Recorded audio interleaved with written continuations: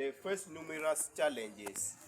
And the challenges that we were able to identify among those youth, one is poverty. Every ghetto youth, they are poor. They live below the poverty line, and they cannot even survive a meal in a day in some places. In relations to poverty, they don't even have somewhere to stay. So poverty has accrued into many things. As a result of poverty, we also look at most of these ghetto youths we were trying to interrogate. They are uneducated. They have lack of education. And that is the biggest challenge today. Because when you are not educated, you have no value. So our ghetto youths who are moving outside there, they are just redundant because there is no access to school. That is one of the challenges we have identified.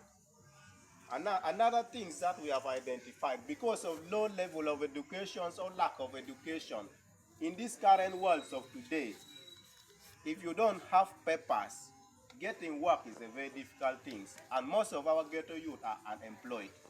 If they have to do a work, then they have to go for what is called casual labor.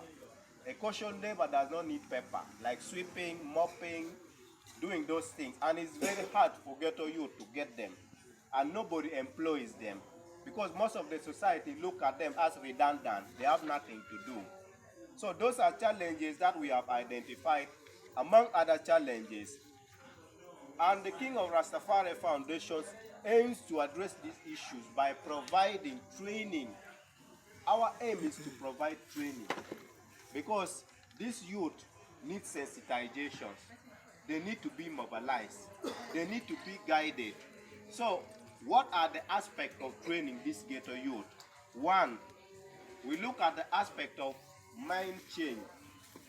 When we train our ghetto youth to first change their minds of waiting for what is to come by doing what they can do by themselves, it means we have to train this ghetto youth to be active, not to wait for what is to come, but to be active with what is there.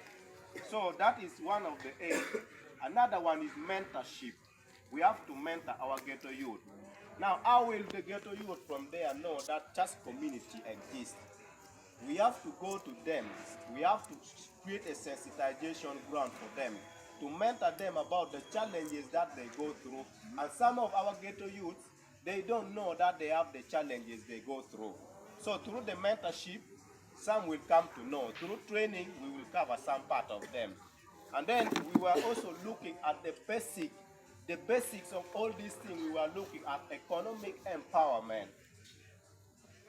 Economic empowerment is the basics of how we can help this ghetto youth.